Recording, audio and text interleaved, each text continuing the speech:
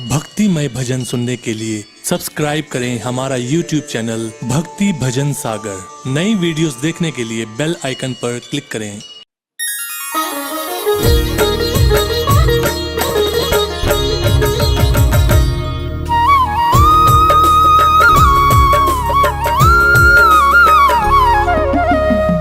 भक्तजनों, आप सभी को दीपावली पर्व की बहुत बहुत बधाई। जैसा कि आप सबको विदित है कि दीपावली पर्व भारतवर्ष में मनाए जाने वाला सबसे बड़ा त्योहार है। कार्तिक माह की अमावस्या को सभी भारतवासी और पूरे विश्व में जहां जहां भी भारतवासी रहते हैं, इस त्योहार को बड़ी धूमधाम और हर्षोल्लास के साथ मनाते हैं। इस त्योहार को मनाने के पीछे वेद पुराणों में अनेक कथाओं का वर्णन है भक्तों, जिनमें से कुछ प्रमुख कथाएं आज मैं आपको संगीतमय रूप में सुनाने जा रहा हूं। पहली कथा है भगवान श्री राम जी के अयोध्या लौटने से संबंधित। ये संगीतमय कथा आप सभी सुनिए और प्रभु श्री राम जी का आशीर्वाद प्राप्त कीजिए। बोलिए भगवान श्री रामचंद्र जी महाराज की।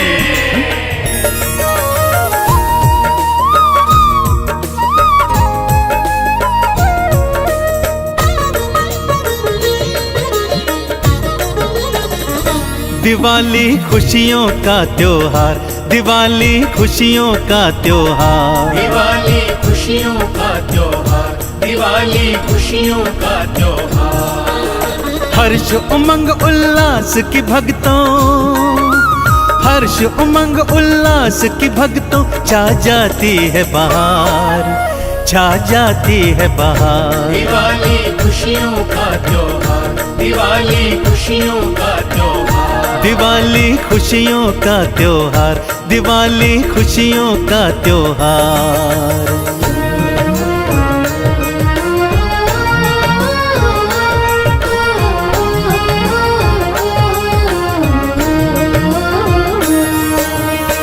त्रेता युग में धरती माता को रावण के आतंक से मुक्त कराने हेतु श्री हरि विष्णु भगवान ने प्रभु राम के रूप में अपना सप्तम अवतार धारण किया भक्तों। अपनी लीला करते करते पत्नी और भाई के सहित 14 वर्षों के लिए वे वनवास को गए, और जब 14 वर्ष पश्चात वनवास काटकर रावण जैसे आतताई का अंत कर अयोध्या में वापस आए, तो वो दिन कार्तिक माह की अमावस्या का दिन था। परंतु अयोध्या वासियों ने उस काली अमावस रात को इतने दीपक जलाए कि उसका प्रकाश पूनम की रात की रोशनी को भी फीका करने लगा। तभी से भक्तों दीपावली पर्व पूरे भारतवर्ष में बड़ी धूमधाम से कार्तिक माह की अमावस्या को मनाया जाता है। तो एक बार फिर बोलिए, बोलिए प्रभु श्री रामचंद्र जी महाराज की।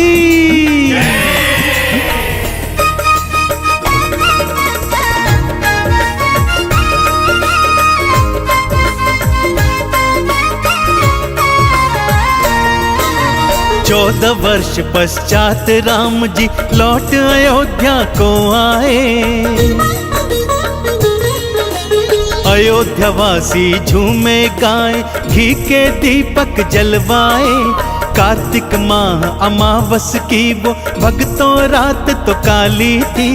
घर घर दीप जले थे भक्तों, मन रही खूब दिवाली थी। चारों दिशाओं में होती है, चारों दिशाओं में होती है राम की जय जयकार, राम की जय जयकार। दिवाली खुशियों का त्योहार, दिवाली खुशियों का त्योहार, दिवाली खुशियों का त्योहार, दिवाली खुशियों का त्योहार।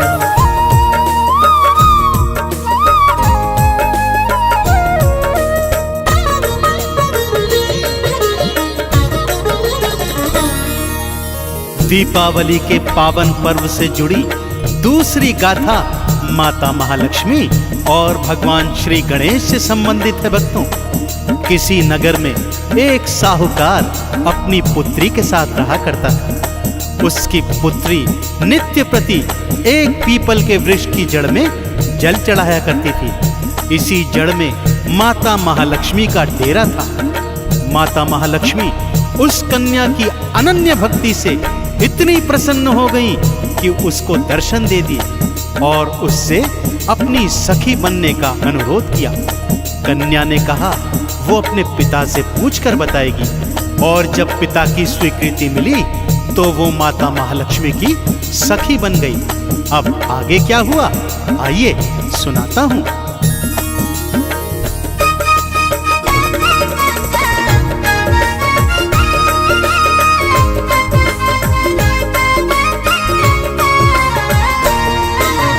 एक कन्या जो माँ लक्ष्मी को रोज ही जल चढ़ाती थी, उसकी पावन भक्ति माँ के मन को बहुत ही भाती थी। माँ ने दर्शन देके उसको भक्तों था कृतार्थ किया। मेरी सखी तुम बन जाओ, माँ लक्ष्मी ने आह्वान किया। मैया उसे बैकुंठ ले आई, मैया उसे बैकुंठ ले आई। करने लगी सत्कार, करने लगी सत्कार। दिवाली खुशियों का त्योहार, दिवाली खुशियों का त्योहार, दिवाली खुशियों का त्योहार, दिवाली खुशियों का त्योहार।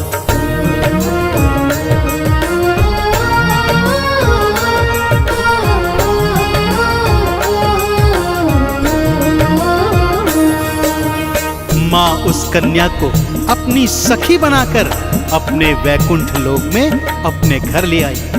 वैकुंठ लोक की शोभा देखकर उस कन्या के नेत्र चौंधिया गए भक्तों।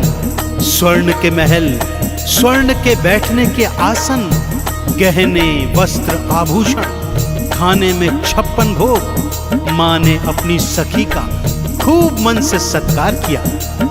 कुछ दिन माता महालक्ष्मी के यहाँ रहने के बाद वो कन्या जब अपने घर जाने लगी तो माता ने विदा करते करते उसे ढेरों उपहार दिए। जाते जाते माता महालक्ष्मी ने उस कन्या से पूछा कि हे सखी, मैंने तो तुम्हें अपने घर बुला लिया, अब तुम मुझे अपने घर कब बुलाओगी? ग्लानि से भरी वो बेचारी कन्या उस समय कुछ न कह पाई। बोली, सखी पिता से पूछकर तुम्हें निमंत्रण दूंगी। यह कहकर वो कन्या दुखी मन से अपने घर आ गई।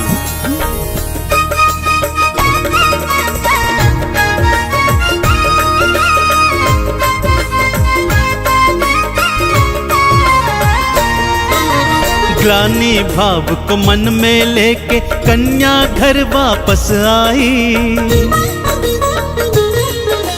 कैसे माँ को घर पे बुलाऊं, पिता से जाके बतलाई। पिता पुत्री ने घर आंगन को गोबर मिट्टी से लीपा।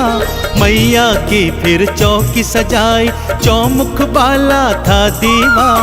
आओ मैया हम तो करेंगे, आओ मैया हम तो करेंगे आपका सत्कार, आपका सत्कार। दिवाली खुशियों का त्योहार, दिवाली खुशियों का त्योहार, दिवाली खुशियों का त्योहार, दिवाली खुशियों का त्योहार।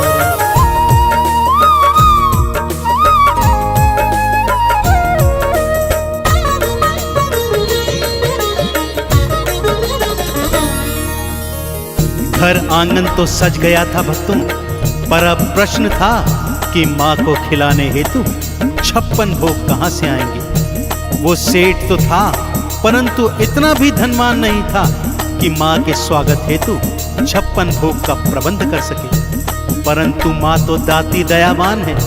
माँ ने कृपा की, एक चील उड़ते उड़ते उनके घर में 9 लाख का हार फेंक कर चली गई। साहूकार ने उस हार को जाकर हाट में बेचा और जो भी धन मिला उससे माँ के भोग लगाने हेतु 56 भोग लेकर आ गया। कार्तिक अमावस्या के दिन माता महालक्ष्मी भगवान श्री गणेश जी के साथ अपनी सखी के घर पधारी। द्वार पर वंदनवारे देख घर आंगन को मिट्टी गोबर से लीपा हुआ देख, घर में दीप माला जलती देख और अपनी चौकी पर चौमुखा दिया जलता देख माता लक्ष्मी अति प्रसन्न हुई और भगवान गणेश सहित उन्होंने उस कन्या का दिया 56 भोग स्वीकार किया। उसके पश्चात माता महालक्ष्मी ने और भगवान श्री गणेश जी ने उनके परिवार को ढेरों ढेर आशीर्वाद दिए और वैकुंठ लोक लौट आई। तभी से भक्तों, सभी भक्त कार्तिक माह की अमावस्या को अपने अपने घरों में वंदनवारे लगाकर, दीपमाला सजाकर और माता महालक्ष्मी और भगवान श्री गणेश का विधिवत पूजन आरती कर दीपावली का पर्व अत्यंत हर्षोल्लास के साथ मनाते हैं और माता महालक्ष्मी तथा भगवान श्री गणेश जी का विशेष आशीर्वाद प्राप्त करते हैं। तो एक बार फिर मेरे साथ बोलिए, बोलिए माता महालक्ष्मी की, बोलिए भगवान श्री गणेश जी महाराज की।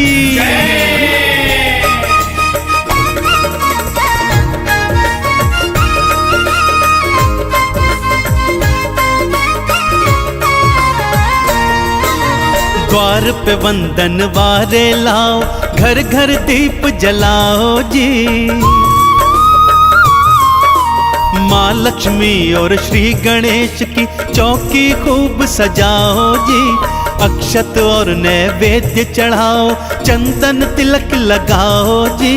माँ लक्ष्मी और श्री गणेश की पावन कृपा पाओ जी। दीपावली जीवन में लाती, दीपावली जीवन में लाती भक्तों है बहार, भक्तों है बहार। दिवाली खुशियों का त्योहार, दिवाली खुशियों का त्योहार, दिवाली खुशियों का त्योहार, दिवाली खुशियों का त्योहार।